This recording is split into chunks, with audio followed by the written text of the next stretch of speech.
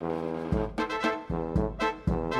man, the myth, the mustache, introducing Vladimir Ilyich Lenin. Vladimir Lenin. You know the name, the beard, the hat?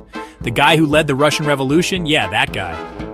But behind that steely gaze and impressive facial hair was a man of passionate intensity. We're talking volcanic, we're talking Krakatoa levels of fiery temper. Imagine him as a very angry, very determined teapot, always at a boil. Lenin wasn't just a revolutionary, he was a one-man revolution. Disagreements?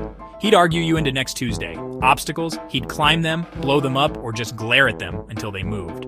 This wasn't a guy who took no for an answer. More like, try me, comrade, and see what happens. This is the story of how that fiery temper, that unwavering will, turned Russia upside down. Buckle up, comrades, because it's going to be a bumpy, hilarious ride. Siberia, or Bust Lenin's early exploits and detonations. Young Vlad, as nobody called him, wasn't always about overthrowing governments. He started as a law student. But then, like a student discovering their roommate's questionable leftovers, he found Marxism. And things got interesting. Goodbye, law books. Hello, revolutionary pamphlets. Needless to say, the Tsar wasn't thrilled.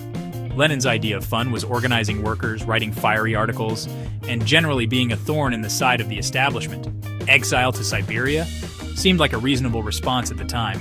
Spoiler, it didn't calm him down. Siberia was basically revolutionary boot camp for Lenin. He wrote, he debated, he plotted, and he probably yelled at a few snowdrifts for good measure. By the time he got back, he was ready to take on the world. Or at least Russia.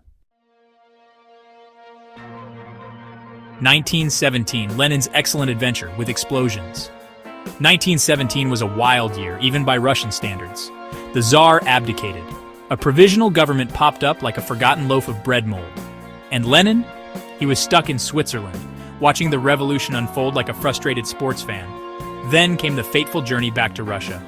The Germans, hoping to cause chaos, shipped him back in a sealed train. It was less grand tour of Europe and more awkward carpool with your nemesis. Back in Petrograd, Lenin didn't waste time.